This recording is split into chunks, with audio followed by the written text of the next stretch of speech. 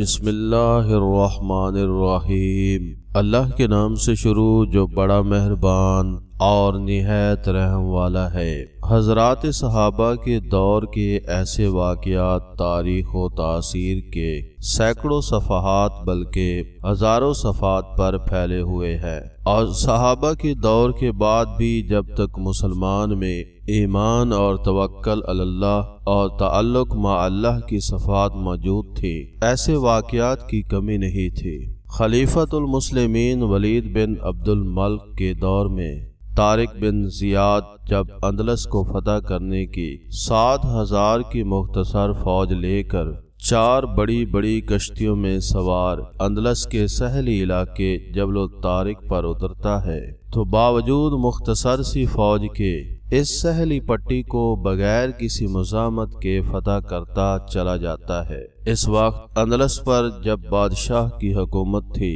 وہ عیسائی تھا، اور عربی تاریخوں میں اس کا نام لزریک لکھا ہے، اور انگریزی تواریخ اس کو راڈرک کے نام سے یاد کرتی ہے۔ جب بادشاہ نے یہ دیکھا تو اپنے سپہ سالار تدمیر کے ساتھ 30,000 کی فوج کو تمام ساز و سامان اور ہتھیاروں سے آراستہ کر کے میدان میں بھیجا، اور دونوں فوجوں کا مقابلہ ہوتا رہا، اور بے در پہ کئی لڑائیاں ہوئیں، اور ہر موقع پر تدمیر اور اس کی فوج کو شکست کا منہ دیکھنا پڑا، اور ان ہزیمتوں نے ان کے حوصلے پست کر دیے۔ آخرکار تنگ آ کر تدمیر نے اپنے بادشاہ راڈرک کو لکھا کہ یہ قوم جس سے ہمیں سابق کا پڑا ہے وہ معلوم نہیں کہاں سے آئی ہے، آسمان سے نازل ہوئی ہے یا زمین سے، لہذا اب اس کے سوا کوئی چارہ نہیں کہ آپ خود اس کی سرگوبی کے لیے آئیں۔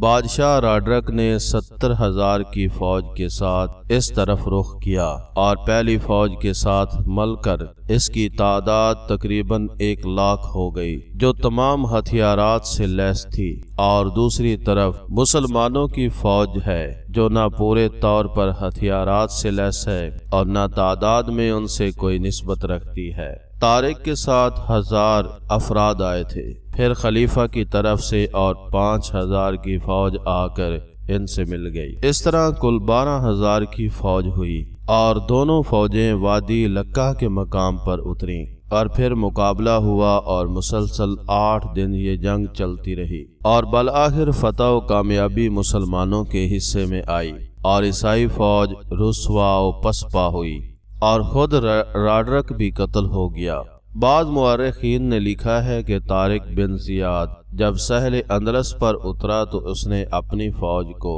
سب سے پہلے یہ حکم دیا کہ ان کشتیوں کو جلا دو، پھر فوج سے مخاطب ہو کر کہنے لگا کہ اس لیے یہ حکم میں نے دیا ہے کہ تم کو معلوم ہو جائے کہ تمہارے پیچھے سمندر ہے اور آگے طاقتور دشمن ہے، نہ تم آگے جا سکتے ہو نہ فرار ہونے کے لیے پیچھے جا سکتے ہو، اب صرف خدا کے بھروسہ جہاد کرو اور یہاں اندلس میں اسلام کا پرچم لہراؤ۔ علامہ اقبال کے اشعار: طارق چوبر کنارہ اندلس سفینہ سوخت، گفتند کار توبہ نگاہ خرد خطاست۔ یہ چند واقعات نمونہ کے طور پر بیان کیے گئے ہیں، جن سے یہ بات بخوبی واضح ہوتی ہے کہ اسلامی معاشرہ میں کارفراں قوت ایمانی کا یہ اثر تھا کہ انسان و حیوانات، جمادات و نباتات، شیاطین و جنات، ہر چیز ان کی فرمانبرداری اور اطاعت شاری، بندگی اور غلامی کے لیے تیار رہتی تھی۔ ان کے حکم کی تعمیل جنگل کے درندے اور جانور بھی کرتے تھے،